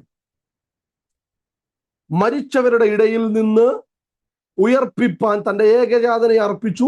മരിച്ചവരുടെ ഇടയിൽ നിന്ന് ഉയർപ്പിപ്പാൻ ദൈവം ശക്തൻ എന്ന് എണ്ണുകയും അവരുടെ ഇടയിൽ നിന്ന് എഴുന്നേറ്റവനെ പോലെ അവനെ തിരികെ പ്രാപിക്കുകയും ചെയ്തു. ഉൽപ്പത്തി പുസ്തകത്തിൽ അബ്രഹാം ഇസഹാക്കിനെ യാഗം കഴിക്കുന്നതായിട്ട് നമുക്ക് കാണാൻ സാധിക്കുന്നില്ല. എന്നാൽ എബ്രായ ലേഖനകർത്താവ് ലേഖനം എഴുതുമ്പോൾ വിശ്വാസത്തെ കുറിച്ച് എഴുതുന്ന ആ അധ്യായത്തിൽ ചില വാക്യങ്ങൾ കൊണ്ട് കുറിക്കുകയാണ്: വിശ്വാസത്താൽ അബ്രഹാം താൻ പരീക്ഷിക്കപ്പെട്ടപ്പോൾ ഇസഹാക്കിനെ യാഗം അർപ്പിച്ചു. എന്നിട്ട് പറയുകയാണ്: ഇസഹാക്കിൽ നിന്ന് ജനിക്കുന്നവർ നിന്റെ സന്തതി എന്ന് വിളിക്കപ്പെടും എന്ന് അരുളപ്പാട് ലഭിച്ചു. വാഗ്ദത്തങ്ങളെ കൈക്കൊണ്ടവൻ തന്റെ ഏകജാതനെ അർപ്പിച്ചു.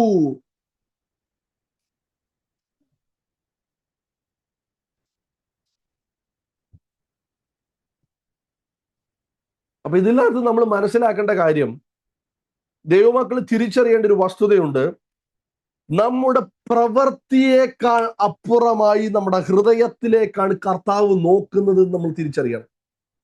ഞാൻ മനസ്സിലാക്കുന്നത് ഇങ്ങനെയാണ്: ദൈവത്തിന്റെ ശബ്ദം താൻ എപ്പോഴാണോ കേട്ടത്, ആ നിമിഷം താൻ തന്റെ ഹൃദയത്തിൽ തന്റെ മകനായ ഇസഹാക്കിനെ അബ്രഹാം യാഗമർപ്പിച്ചു കഴിഞ്ഞു. 22-ാം അധ്യായത്തിന്റെ 1-2 വാക്യങ്ങളിൽ ദൈവം അബ്രഹാമിനോട് സംസാരിച്ചത് വെരി മൊമെന്റ്, ആ നിമിഷത്തിൽ ദൈവം അബ്രഹാമിനോട് സംസാരിച്ചു കഴിഞ്ഞ ആ മൊമെന്റിൽ, ആ നിമിഷത്തിൽ അബ്രഹാം തന്റെ മകനായ ഇസഹാക്കിനെ തന്റെ ഹൃദയത്തിൽ യാഗമർപ്പിച്ചു കഴിഞ്ഞു.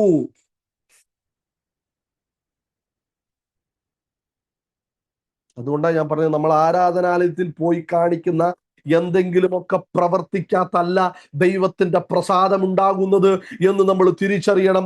നാം നമ്മുടെ ജീവിതത്തിൽ ആരാധനയ്ക്ക് മുമ്പ് നമ്മുടെ വീട്ടിൽ നമ്മുടെ ഭാര്യയുടെയും മക്കളുടെയും മാതാപിതാക്കളുടെയും സമൂഹത്തിന്റെയും മുമ്പിൽ നമ്മൾ ആരാണോ എന്താണോ അവിടെയാണ് ദൈവം നോക്കുന്നത്. ആരാധനാലയത്തിൽ നമ്മൾ വന്ന് കാണിക്കുന്ന പ്രഹസനങ്ങളല്ല ദൈവത്തിന്റെ വിഷയം. നീ ആരാണ്, നീ യഥാർത്ഥത്തിൽ ആരാണ് എന്നുള്ളതാണ് ദൈവത്തിന്റെ വിഷയം. Praise be to Jesus. Hallelujah. Ram sharaka chare mere dire kiti shidhara thara kachalana ram shaderi daralana rakata. Jesus. ദൈവവുമായുള്ള ബന്ധത്തിൽ നിന്ന് ദൈവം പറഞ്ഞ കാര്യം താൻ അനുസരിക്കാൻ തീരുമാനിച്ചപ്പോൾ തന്റെ സ്വന്തം പുത്രനെ താൻ യാഗം കഴിച്ചു. ആമേൻ. ദൈവമായുള്ള ബന്ധത്തിൽ നിന്ന് ദൈവം പറഞ്ഞ കാര്യം, ദൈവം അരുളി ചെയ്ത കാര്യം താൻ അനുസരിക്കാൻ തീരുമാനമെടുത്ത് കഴിഞ്ഞപ്പോൾ തന്റെ സ്വന്തം പുത്രനെ താൻ യാഗം കഴിച്ചു കഴിഞ്ഞു. അബ്രഹാമിന് ഒരു കാര്യം ഉറപ്പായിരുന്നു. അതാണ് ആ 19-ാമത്തെ വാക്യം അവിടെ വരാനുള്ള കാരണം. അതാ, അബ്രഹാമിന് ഒരു കാര്യം ഉറപ്പായിരുന്നു. തന്നോട് ദൈവമാണ് വാഗ്ദത്തം പറഞ്ഞതെങ്കിൽ ആ വാഗ്ദത്തം നിവർത്തിക്കാൻ ദൈവം ശക്തനാണെന്ന് താൻ വിശ്വസിച്ചു. ദൈവമാണ് തന്നോട് വാഗ്ദത്തം പറഞ്ഞതെങ്കിൽ ആ വാഗ്ദത്തം നിവർത്തിപ്പാൻ ദൈവം ശക്തൻ. അതുകൊണ്ടാണ് പറയുന്നത്, മരിച്ചവരുടെ ഇടയിൽ നിന്ന് ഉയർപ്പിപ്പാൻ ദൈവം ശക്തൻ എന്നെണ്ണുകയും അവരുടെ ഇടയിൽ നിന്ന് തിരികെ പ്രാപിച്ചവനെ പോലെ, അവനെ എഴുന്നേറ്റവനെ പോലെ അവനെ തിരികെ പ്രാപിക്കുകയും ചെയ്തു. അബ്രഹാമിന്റെ ചിന്ത ഇതാ, എന്റെ മകൻ ഇവിടെ എന്റെ വാളിന്റെ വായ്ത്തലയാൽ പിടഞ്ഞു വീണ് കഷ്ണം കഷ്ണമായി മരിച്ചു വീണാലും, അവനെ ഈ തീക്കിരയായി തീർന്നാലും ഈ ചാരത്തിൽ നിന്ന് അവനെ തിരിച്ചു തരാൻ താൻ വിശ്വസിക്കുന്ന ദൈവത്തിന് കഴിയും എന്ന് അബ്രഹാം വിശ്വസിച്ചു.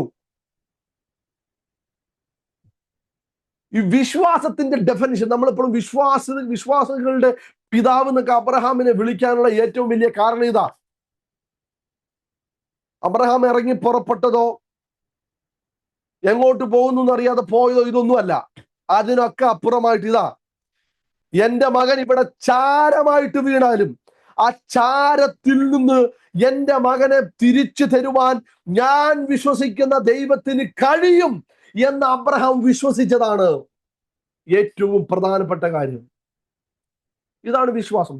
This is what is called faith. Faith comes from relationship. Relationship comes from obedience. അനുസരണത്തിൽ നിന്നാണ് ബന്ധമുണ്ടാകുന്നത്.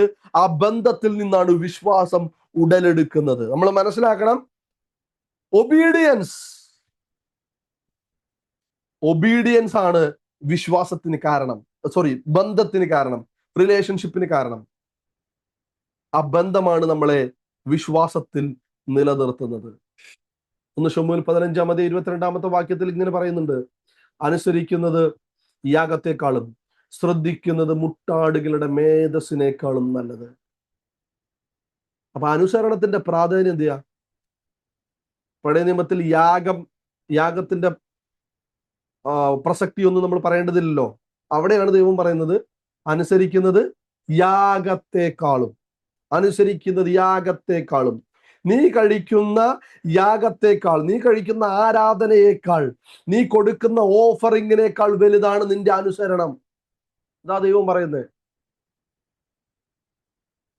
അനുസരിക്കുന്നത് യാഗത്തെക്കാളും ശ്രദ്ധിക്കുന്നത് മുട്ടാടുകളുടെ മേധസ്സിനേക്കാളും നല്ലത്. ദൈവം നമ്മുടെ ഹൃദയങ്ങളെ അറിയുന്നവനാണ്, നമ്മുടെ താല്പര്യങ്ങളെ അറിയുന്നവനാണ്, നമ്മുടെ ചിന്തകളെ അറിയുന്നവനാണ്, നമ്മുടെ ഇന്റൻഷൻസിനെ അറിയുന്നവനാണ് ദൈവം എന്ന് നമ്മൾ തിരിച്ചറിയണം. നമുക്ക് തിരികെ വരാം ഉൽപ്പത്തി പുസ്തകത്തിലേക്ക് തിരികെ വരാം. അപ്പോൾ ഹാബേലും ആട്ടിൻകൂട്ടത്തിലെ കടിഞ്ഞൂലുകളിൽ നിന്ന്, അവയുടെ മേധസ്സിൽ നിന്ന് തന്നെ യാഗമർപ്പിച്ചു എന്നാ പറയുന്നത്. 4-ാമത്തെ വാക്യം ഇത് കാണിക്കുന്നത് ഹാബേലിന്റെ യാഗം വളരെ പ്രത്യേകതയുള്ളതായിരുന്നു എന്നാണ്.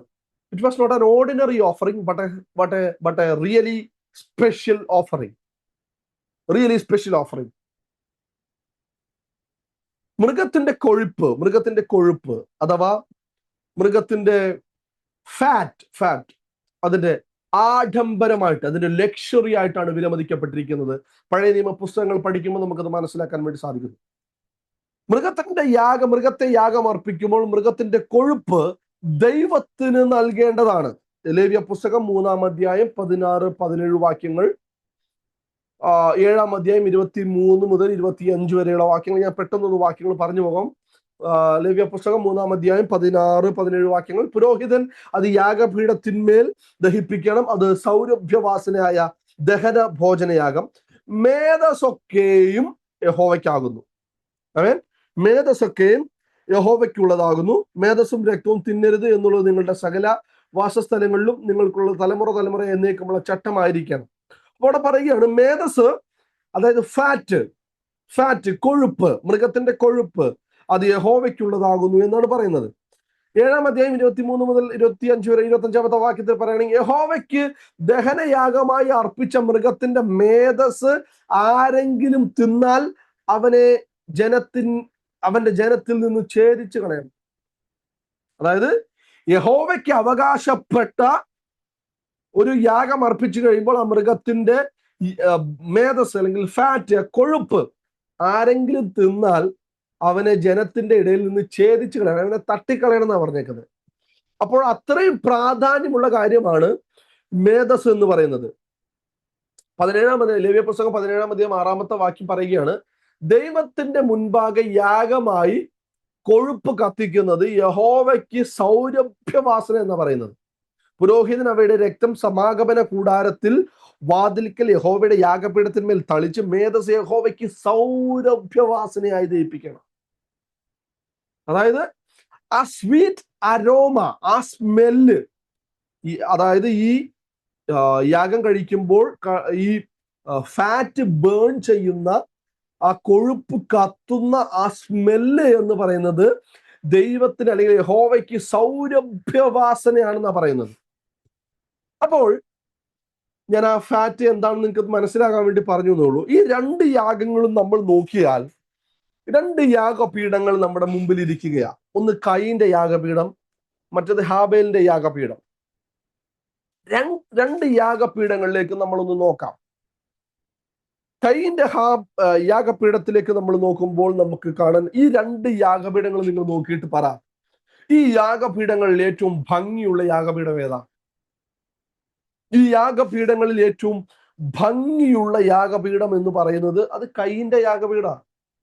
കാരണം എന്താണെന്നറിയോ? അവിടെ നല്ല വൃത്തിയുള്ള നല്ല പഴങ്ങൾ, പച്ചക്കറികൾ, ഏറ്റവും ഫ്രഷ് ആയിട്ടുള്ള പച്ചക്കറികൾ ഇരിക്കുന്നു. എന്നാൽ ഹാബേലിന്റെ യാഗപീഠത്തിലേക്ക് നോക്കുക, അവിടെ ഒരു യാഗമൃഗം അറുക്കപ്പെട്ട് ബ്ലഡ്, ചോര ചിന്തിക്കിടക്കുന്ന, വളരെ വൃത്തിഹീനമായി കിടക്കുന്ന ഒരു യാഗപീഠം. ഹാബേലിൻ്റെത് കാണാൻ ഭംഗിയില്ലാത്തതും രക്തത്തിൽ കുളിച്ചതുമായ യാഗപീഠമായിരുന്നപ്പോൾ കയീന്റെ യാഗപീഠം ഏറ്റവും ഭംഗിയുള്ളതായിരുന്നു. എന്നാൽ നമ്മളിവിടെ മനസ്സിലാക്കേണ്ട വസ്തുത, പുറമേയുള്ള സൗന്ദര്യത്തെക്കാൾ ദൈവം കൂടുതൽ ശ്രദ്ധിച്ചത് ഹൃദയത്തിലുള്ള വിശ്വാസത്തിലായിരുന്നു. നമുക്കൊരു പക്ഷേ പുറമേ ഭയങ്കര ഭംഗിയായിട്ടോ, പുറമേ ഭയങ്കര നല്ല വസ്ത്രം ധരിച്ചോ, പുറമേ നമുക്ക് പുട്ടിയിട്ടോ മേക്കപ്പ് ഇട്ടിട്ടോ, പുറമേ നമ്മൾ ആളുകൾ കാണുമ്പോൾ വളരെ ഭംഗിയുള്ളതായിട്ടോ പ്ലീസിങ് ആയിട്ടൊക്കെ നമുക്ക് പലരുടെയും മുമ്പിൽ വരാം. പക്ഷെ ദൈവം നോക്കുന്നത് നമ്മുടെ ഹൃദയത്തിലേക്കാണ് എന്ന് നമ്മൾ മനസ്സിലാക്കണം. ദൈവം നോക്കുന്നത് നമ്മൾ അർപ്പിക്കുന്ന യാഗത്തിന്റെ അല്ലെങ്കിൽ വഴിപാടിന്റെ ഭംഗിയിലേക്കല്ല, പകരം നമ്മുടെ വിശ്വാസത്തിലേക്കാണ്, നമ്മുടെ ഹൃദയത്തിലേക്കാണ് നോക്കുന്നത് എന്ന് നമ്മൾ തിരിച്ചറിയണം. ദൈവം ഒരിക്കലും നമ്മൾ പുറമേ കാണിക്കുന്ന എന്തെങ്കിലും, നമ്മൾ പുറമേയുള്ള നമ്മുടെ ആക്ഷനുകളിൽ, നമ്മുടെ പെർഫോമൻസുകളിൽ മതിപ്പുളവാകുന്നവനല്ല. ദൈവം അങ്ങനെ ഇംപ്രസ് ആകുന്നവനല്ല എന്ന് നമ്മൾ മനസ്സിലാക്കണം. നമ്മൾ പുറമേ കാണിക്കുന്ന ആക്ഷനുകളിലോ നമ്മുടെ പ്രവൃത്തികളിലോ ഇംപ്രസ് ആകുന്നവനല്ല ദൈവം എന്ന് നമ്മൾ മനസ്സിലാക്കണം. ദൈവം നമ്മുടെ ഹൃദയത്തിലേക്കാണ് നോക്കുന്നത്. നമ്മൾ ദൈവസന്നിധിയിലേക്ക് വരുമ്പോൾ നമ്മുടെ ഹൃദയം എത്രത്തോളം പരിശുദ്ധമാണ്. ദൈവത്തിന് നമ്മൾ എന്തെങ്കിലും കൊടുക്കുന്നത് നമ്മുടെ ഹൃദയത്തിൽ നിന്നാണോ അതോ നിർബന്ധത്താലാണ്? പ്രിയ ദൈവമക്കളെ, നമ്മൾ നമ്മളെ തന്നെ ഒരു ആത്മപരിശോധനയ്ക്ക് ഇന്ന് പകലിൽ നമ്മൾ വിധേയരാക്കണം. നമ്മൾ ദൈവസന്നിധിയിൽ പോകുമ്പോൾ ദൈവത്തിന് കൊടുക്കുക. നമ്മൾ കൈയടിക്കുന്നതായിക്കോട്ടെ, പാട്ട് പാടുന്നതായിക്കോട്ടെ, അന്യഭാഷ പറയുന്നതായിക്കോട്ടെ, നമ്മൾ സ്തോത്ര കാഴ്ച ഇടുന്നതായിക്കോട്ടെ, നമ്മൾ ദൈവസഭയ്ക്ക് വേണ്ടി എന്തെങ്കിലും ചെയ്യുന്നതായിക്കോട്ടെ, ദൈവരാജ്യത്തിന് വേണ്ടി എന്തെങ്കിലും ചെയ്യുന്നതായിക്കോട്ടെ, നമ്മൾ ട്രാക്ട് കൊടുക്കുന്നതായിക്കോട്ടെ, നമ്മൾ പരസ്യോഗം ചെയ്യുന്നതായിക്കോട്ടെ, നമ്മൾ പ്രസംഗിക്കുന്നതായിക്കോട്ടെ, നമ്മൾ പ്രാർത്ഥിക്കുന്നതായിക്കോട്ടെ, എന്തു തന്നെ ആയിക്കോട്ടെ, നമ്മൾ കൊടുക്കുന്നത് നമ്മുടെ ഹൃദയപൂർവമാണോ അതോ നമ്മളൊരു ശീലത്തിന്റെ ഭാഗമായിട്ടാണോ നമ്മൾ ചെയ്യുന്നത്? നമ്മുടെ യാഗത്തിൽ, നമ്മുടെ വഴിപാടിൽ ദൈവം പ്രസാദിക്കണമെങ്കിൽ നമ്മിൽ ദൈവമാദ്യം പ്രസാദിക്കണമെന്നുള്ള വസ്തുത നമ്മൾ തിരിച്ചറിയണം. നമ്മുടെ ആത്മീക ജീവിതത്തിൽ ഇനിയെങ്കിലും നമ്മൾ ഈ വസ്തുത തിരിച്ചറിയണം. നമ്മുടെ എക്സ്റ്റേണൽ അപ്പിയറൻസോ നമ്മുടെ പുറമേയുള്ള പെർഫോമൻസുകളോ അല്ല ദൈവം ഒരുപക്ഷെ മനുഷ്യൻ അതിനകത്ത് പ്രസാദിക്കുന്നത്. മനുഷ്യൻ നമുക്ക് സ്ഥാനമാനങ്ങൾ തരുന്നത് ഒരുപക്ഷെ അങ്ങനെ ആയിരിക്കാം. എന്നാൽ നമ്മൾ ഇവിടെ ആരൊക്കെ മനുഷ്യനും നിങ്ങളുടെ പാസ്റ്ററും നിങ്ങളുടെ സെൻട്രൽ പാസ്റ്ററോ പ്രസിഡന്റോ ആരൊക്കെ പ്രസാദിച്ചാലും ദൈവം പ്രസാദിച്ചിട്ടില്ലെങ്കിൽ ഇറ്റ് ഈസ് എ വേസ്റ്റ്. അതൊരു വേസ്റ്റ് ആണ്. ദൈവമക്കളെ, നമ്മിൽ ദൈവം പ്രസാദിക്കണമെങ്കിൽ നമ്മുടെ ഹൃദയം ശുദ്ധമായിരിക്കണം. 5-ാമത്തെ വാക്യത്തിലേക്ക് വരുമ്പോൾ ഇങ്ങനെ പറഞ്ഞത്, കയ്യിനിലും അവന്റെ വഴിപാടിലും പ്രസാദിച്ചില്ല. കയ്യിന് ഏറ്റവും കോപമുണ്ടായി അവന്റെ മുഖം വാടി. കയ്യിന് ഏറ്റവും കോപമുണ്ടായി അവന്റെ മുഖം വാടി. ദൈവം അവരുടെ യാഗത്തിൽ പ്രസാദിച്ചോ ഇല്ലയോ എന്ന് എങ്ങനെയാണ് അവർക്ക് മനസ്സിലായിട്ടുണ്ടാവുക? കയ്യിന്റെ യാഗത്തിൽ പ്രസാദിച്ചിട്ടില്ല എന്നും ഹാബേലിന്റെ യാഗത്തിൽ പ്രസാദിച്ചു എന്നും അവർക്ക് എങ്ങനെയായിരിക്കും മനസ്സിലായിട്ടുണ്ടാവുക? നമുക്ക് പഴയ നിയമത്തിലെ ന്യായാധിപന്മാരുടെ പുസ്തകങ്ങളിലും അതുപോലെ തന്നെ രാജാക്കന്മാരുടെ പുസ്തകങ്ങളൊക്കെ വായിക്കുമ്പോൾ, അതുപോലെ തന്നെ വൃത്താന്ത പുസ്തകങ്ങളിലൊക്കെ ഉണ്ട്. ഞാൻ റെഫറൻസ് പെട്ടെന്ന് പറഞ്ഞു പോവാം. ന്യായാധിപന്മാർ 6:21, 1 രാജാക്കന്മാർ 18:38, 1 ദിനവൃത്താന്തം 21:26, 2 ദിനവൃത്താന്തം 7:1. ഈ വാക്യങ്ങൾ, ഈ ഭാഗങ്ങളൊക്കെ വായിക്കുമ്പോൾ നമുക്ക് മനസ്സിലാക്കാൻ പറ്റുന്ന കാര്യമാണ്, ദൈവം സ്വർഗത്തിൽ നിന്ന് തീയിറക്കി യാഗവസ്തുവിനെ ദഹിപ്പിക്കുമ്പോൾ ദൈവം പ്രസാദിച്ചു, അല്ലെങ്കിൽ ദൈവം പ്രസാദിക്കുന്നത് അങ്ങനെയാണ് എന്ന് നമുക്ക് മനസ്സിലാക്കാം. അപ്പോൾ ഹാബേലിന്റെ യാഗപീഠത്തിന്മേൽ തീ ഇറങ്ങുകയും കയീന്റേതിന്മേൽ തീ കത്താതിരിക്കുകയും ചെയ്തിട്ടുണ്ടാകാം. അങ്ങനെ ആയിരിക്കാം അവരുടെ യാഗത്തിൽ, ഹാബേലിന്റെ യാഗത്തിൽ ദൈവം പ്രസാദിക്കുകയും കയീന്റെ യാഗത്തിൽ പ്രസാദിക്കാതിരിക്കുകയും ചെയ്തതെന്ന് നമുക്ക് നോർമലായിട്ട് നമുക്ക് ചിന്തിക്കാം. ദൈവത്തിൽ നിന്നുള്ള അഗ്നിയാൽ സ്വീകാര്യമായ ഒരു യാഗം ദഹിപ്പിക്കപ്പെട്ടതിന് ബൈബിളിൽ ഒരുപാട് ഉദാഹരണങ്ങളുണ്ട്. അതിനുള്ള റെഫറൻസുകളാണ് ഞാൻ ഇപ്പോൾ പറഞ്ഞത്. അപ്പോൾ തൻ്റെ വഴിപാട് സ്വീകരിക്കപ്പെടാതിരുന്നപ്പോൾ, തൻ്റെ യാഗത്തെ ദൈവം സ്വീകരിക്കാതിരുന്നപ്പോൾ കയീന് കോപമുണ്ടായി. അതാണ് 5-ാമത്തെ വാക്യം പറയുന്നത്. കയീന് ഏറ്റവും കോപമുണ്ടായി, അവന്റെ മുഖം വാടി. കയീന്റെ കോപം എവിടുന്നാ വന്നതെന്നറിയൂ? കയീന്റെ കോപം അഹങ്കാരത്തിൽ നിന്നുള്ളതായിരുന്നു. തന്നെയും തന്റെ യാഗത്തെയും സ്വീകരിക്കാതെ തന്റെ സഹോദരനെ ദൈവത്തിന്റെ മുൻപാകെ സ്വീകരിച്ചത് അവന് സഹിക്കാൻ കഴിഞ്ഞില്ല. ആമേൻ. തന്റെ സഹോദരനെ സ്വീകരിച്ചത്, തന്നെ സ്വീകരിക്കാതിരിക്കുകയും ചെയ്തത് തനിക്ക് സഹിക്കാൻ കഴിഞ്ഞില്ല. ഞാൻ നേരത്തെ പറഞ്ഞായിരുന്നു, കയീന്റെ യാഗം വന്നത് എവിടുന്നറിയോ? സെൽഫ് ഡിപ്പെൻഡൻസിൽ നിന്നാവുന്നത്, മതത്തിന്റെ ആചാരത്തിൽ നിന്നാവുന്നത്. അവനാ കയീൻ തന്റെ യാഗത്തിൽ ഭയങ്കര ഡിപ്പെൻഡന്റ് ആയിരുന്നു. അതുകൊണ്ടാണ് കയീന് ദേഷ്യം വന്നത്, അഹങ്കാരത്തിൽ നിന്നുള്ള ദേഷ്യം. 4:7 പറയുകയാണ്, സൗമ്യമായിട്ട് ദൈവം അവിടെ ഒരു മുന്നറിയിപ്പ് കൊടുക്കുകയാണ്. ദൈവം ഒന്ന് ആലോചിച്ച് നോക്കിയ, ദൈവം കയീനോട് സംസാരിക്കുക.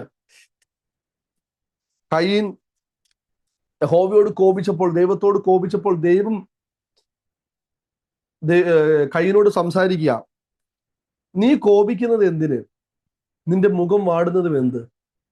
നീ നന്മ ചെയ്യുന്നുവെങ്കിൽ പ്രസാദമുണ്ടാകുകയില്ലയോ? നീ നന്മ ചെയ്യുന്നില്ലെങ്കിലോ?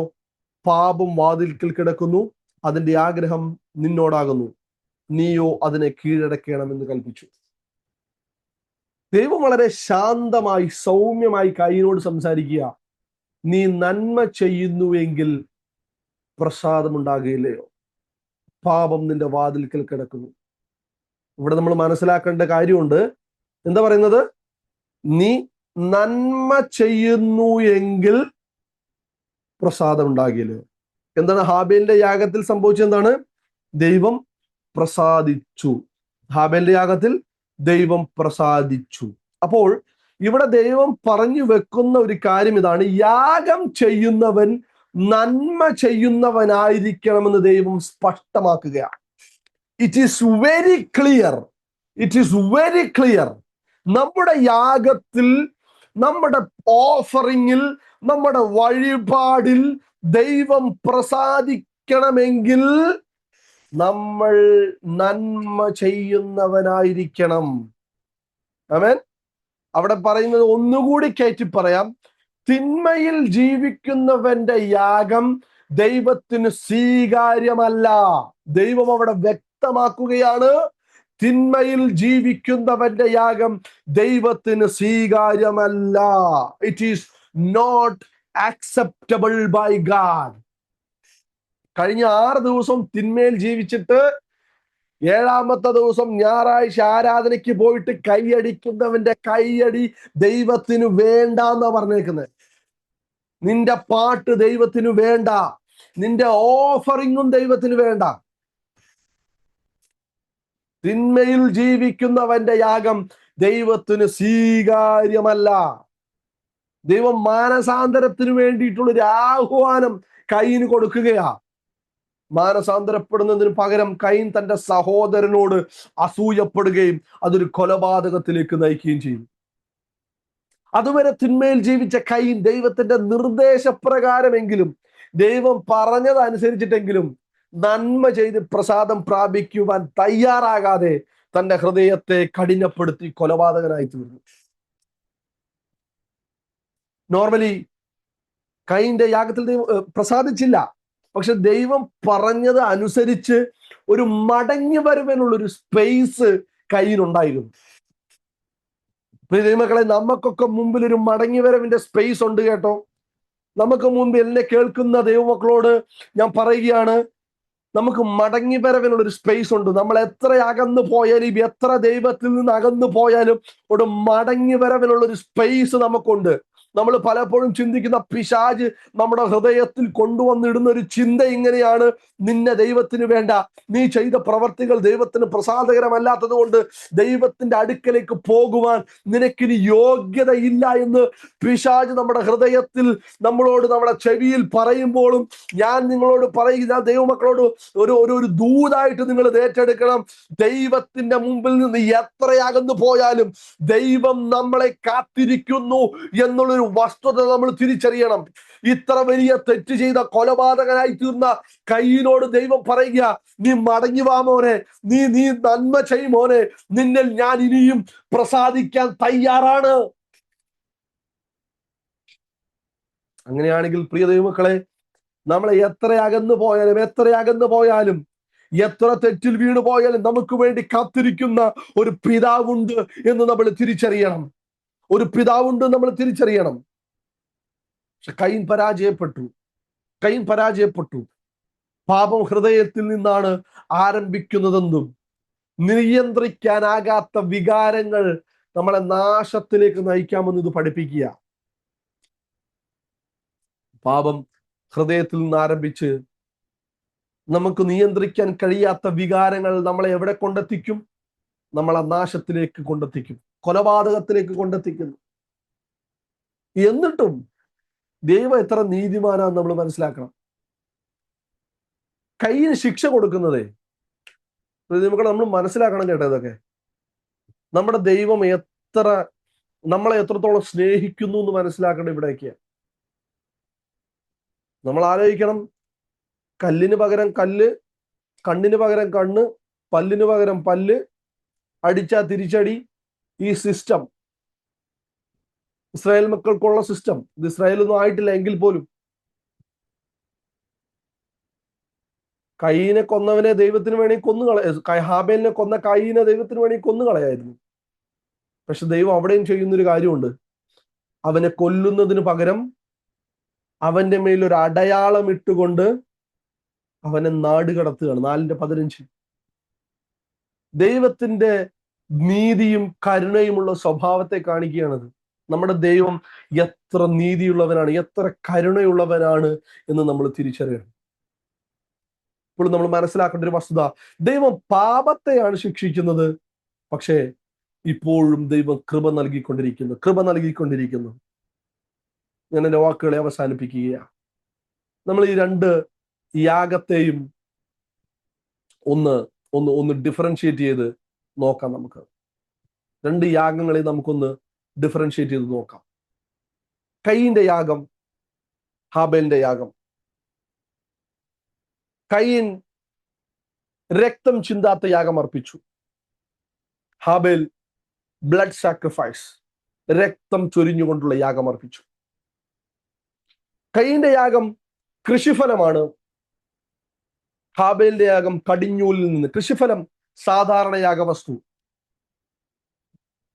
ഹാബേലിന്റെ യാഗപീഠം കടിഞ്ഞൂലിൽ നിന്ന്. The best special offering, the best special offering. ദൈവമക്കളെ, നമ്മൾ സാധാരണ യാഗവസ്തുവാണോ ദൈവസന്നിധിയിൽ കൊണ്ടുവരുന്നത്, അതോ ബെസ്റ്റ് ആണോ, സ്പെഷ്യൽ ആണോ? കയീന്റെ യാഗപീഠത്തിൽ ദൈവം പ്രസാദിച്ചില്ല, ഹാബേലിന്റെ യാഗപീഠത്തിൽ ദൈവം പ്രസാദിച്ചു. കയീന്റെ യാഗത്തിൽ ഹൃദയം ദൈവത്തോടൊപ്പമായിരുന്നില്ല, ഹാബേലിന്റെ യാഗത്തിൽ ഹൃദയം ദൈവത്തോടൊപ്പമായിരുന്നു. കയീന്റെ യാഗത്തിൽ ദൈവവുമായി നല്ല ബന്ധമില്ലായിരുന്നു, ഹാബേലിന്റെ യാഗത്തിൽ ദൈവവുമായി നല്ല ബന്ധം ഉണ്ടായിരുന്നു. കയീന്റെ യാഗത്തിൽ ദൈവത്തിൽ വിശ്വാസമില്ലായിരുന്നു, ഹാബേലിന്റെ യാഗത്തിൽ ദൈവത്തിൽ ശക്തമായ വിശ്വാസം ഉണ്ടായിരുന്നു. കയീന്റെ യാഗം സ്വന്തം ഇഷ്ടപ്രകാരം ആരാധിച്ചു, ഹാബേലിന്റെ യാഗത്തിൽ ദൈവം ആഗ്രഹിച്ചതുപോലെ താൻ ആരാധിച്ചു. കയീൻ ദുഷ്ടനിൽ നിന്നുള്ളവനായി തീർന്നു. കയീൻ ദുഷ്ടനിൽ നിന്നുള്ളവനായി തീർന്നു. ഹാബേൽ നീതിമാനായിരുന്നു. കയീൻ തിന്മ പ്രവർത്തിച്ചു, ഹാബേൽ നന്മ പ്രവർത്തിച്ചു. കയീൻ സ്വന്തം വഴി സ്വീകരിച്ചു, ഹാബേൽ ദൈവത്തിന്റെ വഴി സ്വീകരിച്ചു. ഏകദേശം 10 കാര്യങ്ങളാണ് പറഞ്ഞത്. 10 കാര്യങ്ങളാണ് പറഞ്ഞത്. 10 കാര്യങ്ങളാണ് പറഞ്ഞത്. പ്രിയ മക്കളെ, നമ്മുടെ യാഗം ഒന്ന് ഈ 2 കാര്യങ്ങൾ വിട്ട് തട്ടിച്ചു നോക്കാമോ? സാധാരണ യാഗവസ്തുവാണോ നമ്മൾ കൊടുക്കുന്നത്, അതോ ഒരു സ്പെഷ്യൽ, ദ ബെസ്റ്റ്? യഹോവയ്ക്ക് സൗരഭ്യവാസനയാകാൻ നമുക്ക് പറ്റുന്നുണ്ടോ? ദൈവം പ്രസാദിക്കുന്ന യാഗം നമുക്ക് കൊടുക്കാൻ പറ്റുന്നുണ്ടോ? ഹൃദയം ദൈവത്തോടായിരിക്കാൻ നമുക്ക് പറ്റുന്നുണ്ടോ? ദൈവവുമായി നല്ല ബന്ധമുണ്ടോ നമുക്ക്? ദൈവവുമായി ഒരു ശക്തമായ ഒരു ആത്മബന്ധം, ഒരു വിശ്വാസമുണ്ടോ നമുക്ക്? ദൈവം ആഗ്രഹിക്കുന്നത് പോലെയാണോ നമ്മൾ ആരാധിക്കുന്നത്? നമ്മൾ നീതിമാനായിട്ടാണോ ഇരിക്കുന്നത്? നമുക്ക് നന്മ ചെയ്യാൻ സാധിക്കുന്നുണ്ടോ? നമുക്ക് ദൈവത്തിന്റെ വഴി സ്വീകരിക്കാൻ സാധിക്കുന്നുണ്ടോ? ഇതൊക്കെയാണ് കയീനും ഹാബേലും തമ്മിൽ അവരുടെ യാഗത്തിലെ വ്യത്യാസം എന്ന് പറയുന്നത്. നമ്മളെല്ലാവരും ദൈവസന്നിധിയിൽ വരുന്നവരാണ്. നമ്മളെല്ലാവരും ദൈവത്തെ ആരാധിക്കുന്നവരാണ്. നമ്മളെല്ലാവരും ദൈവനാമത്തിന് വേണ്ടി കൊടുക്കുന്നവരാണ്. ഈ 2 പേരിൽ ആരെ പോലെയാണ് നമ്മൾ ദൈവത്തിന് കൊടുക്കുന്നത്? ഇവരിൽ 2 പേരിൽ ആരെ പോലെയാണ് നമ്മൾ ദൈവത്തിന് യാഗം അർപ്പിക്കുന്നത്? കയീനും ഹാബേലും നമ്മളോട് സംസാരിക്കുന്നത് എന്താണ്? ദൈവം നോക്കുന്നത് യാഗത്തെ മാത്രമല്ല, നമ്മുടെ ഹൃദയത്തെയും കൂടിയാണ്. എബ്രായലേഖനത്തിൽ പറഞ്ഞ എബ്രായലേഖനം 11-4 നമ്മൾ വായിച്ചു, ഹാബേലിന്റെ യാഗം വിശ്വാസത്തിൽ ഊന്നിയത് കൊണ്ടാണ് ദൈവം സ്വീകരിച്ചത്. കയീന്റെ യാഗം നിരസിക്കപ്പെട്ടത് അവൻ എന്ത് നൽകി എന്നതിന്റെ പേരിലല്ല, അവൻ എങ്ങനെ നൽകി എന്നുള്ളതിന്റെ പേരിലാണ്. അവന്റെ ഹൃദയം ശരിയായിരുന്നില്ല. പ്രിയ ദൈവമക്കളെ, ദൈവം ആഗ്രഹിക്കുന്നത് യഥാർത്ഥമായ വിശ്വാസമാണ്, മതപരമായ പ്രകടനങ്ങളല്ല. മതപരമായ പ്രകടനങ്ങളിലല്ല ദൈവം പ്രസാദിക്കുന്നത് എന്ന് നമ്മൾ തിരിച്ചറിയണം. അങ്ങനെയാണെങ്കിൽ നമ്മളും മറ്റു ജാതികളും തമ്മിൽ യാതൊരു വ്യത്യാസവുമില്ല. അവര് മല കയറുന്നു, അവർ കിടന്ന് ഉരുളുന്നു, അവരെ തന്നെ അവരുടെ ശരീരത്തെ ദണ്ഡിപ്പിക്കുന്നു, അവര് യാത്രകൾ ചെയ്യുന്നു. നമ്മളിതൊന്നും ചെയ്യുന്നില്ല. നമുക്കിതൊന്നും ചെയ്യണ്ട. നമ്മൾ എന്ത് നൽകുന്നു, നമ്മളെ എങ്ങനെ നൽകുന്നു എന്നതിന്റെ പേരിലാണ് ദൈവം നമ്മളോട് ഇടപെടുന്നത്. പ്രിയമുള്ള, ദൈവം ആഗ്രഹിക്കുന്ന യഥാർത്ഥ വിശ്വാസമാണ് മതപരമായ പ്രകടനങ്ങളല്ല എന്ന് നമ്മൾ തിരിച്ചറിയണം. വിശ്വാസമില്ലാത്ത ആരാധന ശൂന്യമാണ്. ദൈവം നിങ്ങളുടെ ഹൃദയത്തെയാണ് അന്വേഷിക്കുന്നത്, നിങ്ങളുടെ ശീലങ്ങളെയല്ല, നമ്മുടെ ശീലങ്ങളെയല്ല എന്ന് നമ്മൾ തിരിച്ചറിയണം. നമുക്ക് പ്രാർത്ഥിക്കാം. പരിശുദ്ധ പിതാവേ, ഞങ്ങൾ ഞങ്ങളുടെ സന്നിധിയിലേക്ക് അടുത്തു വരുന്നപ്പാ, ഈ പ്രഭാതത്തിൽ അല്പസമയങ്ങൾ ഞങ്ങൾക്ക് ദൈവസന്നിധിയിൽ ചിലവഴിക്കുവാൻ ഞങ്ങളുടെ ജീവിതത്തിൽ നൽകി തന്ന നല്ല അവസരങ്ങൾക്കായി ദൈവത്തിന് സ്തോത്രം ചെയ്യുന്നു. കർത്താവേ, ഈ പ്രയർ ഗ്രൂപ്പിനെ ഇത്രത്തോളം കർത്താവെ അങ്ങ് അനുഗ്രഹിച്ചതിനായി സ്തോത്രം ചെയ്യുന്നു. അനേക നാളുകളായി, വർഷങ്ങളായി ഈ മീറ്റിംഗ് അവര് കണ്ടിന്യൂ ചെയ്തു പോകുന്നു. ഇതിന്റെ പുറകിലുള്ള ദൈവിക ഉദ്ദേശങ്ങൾക്കായി സ്തോത്രം ചെയ്യുന്നു. ഇതിന് നേതൃത്വം കൊടുക്കുന്ന സഹോദരങ്ങളെ കർത്താവിയുടെ കരങ്ങളിലേക്ക് താഴ്ത്തി സമർപ്പിക്കുകയാണ്. അങ്ങ് അനുഗ്രഹിക്കണേ, മാനിക്കണമേ. കർത്താവ് കടന്നു വരുന്ന ദൈവജനത്തെ ഞങ്ങളുടെ കരങ്ങളിലേക്ക് തരുന്നു. കർത്താവിന്റെ ജീവിതത്തിൽ വലിയ വ്യത്യാസങ്ങൾ സംഭവിക്കട്ടെ. കർത്താവ് യഥാർത്ഥമായ, കർത്താവെ ദൈവം ആഗ്രഹിക്കുന്നത് പോലെയുള്ള കർത്താവെ ഒരു ആരാധന കഴിക്കുവാൻ കർത്താവ് ഞങ്ങളെ സഹായിക്കണമേ. ഒരു യാഗം കഴിക്കുവാൻ, ഒരു ഓഫറിംഗ് ആയി തീരുവാൻ കർത്താവ് ഞങ്ങളെ സഹായിക്കണമേ എന്ന് പ്രാർത്ഥിക്കുന്നു. കയ്യിന്റെ യാഗത്തെ പോലെയല്ലാതെ മതപരമായ പ്രകടനങ്ങളോ മതപരമായ ആചാരങ്ങൾക്കോ അപ്പുറമായി കർത്താവെ ആബേലിന്റെ യാഗത്തെ പോലെ ദൈവവുമായുള്ള ബന്ധത്തിൽ നിന്ന്, ദൈവവുമായുള്ള അനുസരണത്തിൽ നിന്ന്, വിശ്വാസത്താൽ ഉള്ളൊരു യാഗം കഴിപ്പാൻ കർത്താവ് ഞങ്ങളെ സഹായിക്കണമെന്ന് പ്രാർത്ഥിക്കുന്നു. കർത്താവ് ഞങ്ങളുടെ ജീവിതത്തിലെ കുറവ് കുറ്റങ്ങളെ ക്ഷമിക്കണമെന്ന് പ്രാർത്ഥിക്കുന്നു. വീണ്ടും കർത്താവെ അങ്ങയുടെ സന്നിധിയിലേക്ക് അടുത്തു വരുവാൻ, കർത്താവെ യഥാർത്ഥമായി കർത്താവെ ഞങ്ങളുടെ ബന്ധത്തിലായി തീരുവാൻ ഞങ്ങളെ സഹായിക്കണമെന്ന് പ്രാർത്ഥിക്കുന്നു. കടന്നു വന്ന ദൈവജനത്തെ അങ്ങയുടെ കരങ്ങളിലേക്ക് താഴ്ത്തി സമർപ്പിക്കുന്നു. പിതാവിന്റെ പുത്രന്റെ പരിശുദ്ധാത്മാവിന്റെ നാമത്തിൽ അനുഗ്രഹിച്ചു പ്രാർത്ഥിക്കുന്നു. കർത്താവെ ഈ കൂട്ടായ്മ വീണ്ടും മാനിക്കണം, അനുഗ്രഹിക്കണം, താഴ്ത്തി സമർപ്പിക്കുന്നു. കൃപ കൂടിക്കണം, ബലപ്പെടുത്തണം, സഹായിക്കണം. യേശു ക്രിസ്തുവിന്റെ അധികാരമുള്ള നാമത്തിൽ തന്നെ ആമേൻ. എന്നെ ഈ മീറ്റിംഗിലേക്ക് ക്ഷണിച്ച പ്രിയ ദൈവദാസിയോടും പ്രത്യേകിച്ച് ഈ ഗ്രൂപ്പിനോടുമുള്ള നന്ദി അറിയിക്കുന്നു. ദൈവം നിങ്ങളെ എല്ലാവരെയും അനുഗ്രഹിക്കുമാറാകട്ടെ. ആമേൻ. Thank U.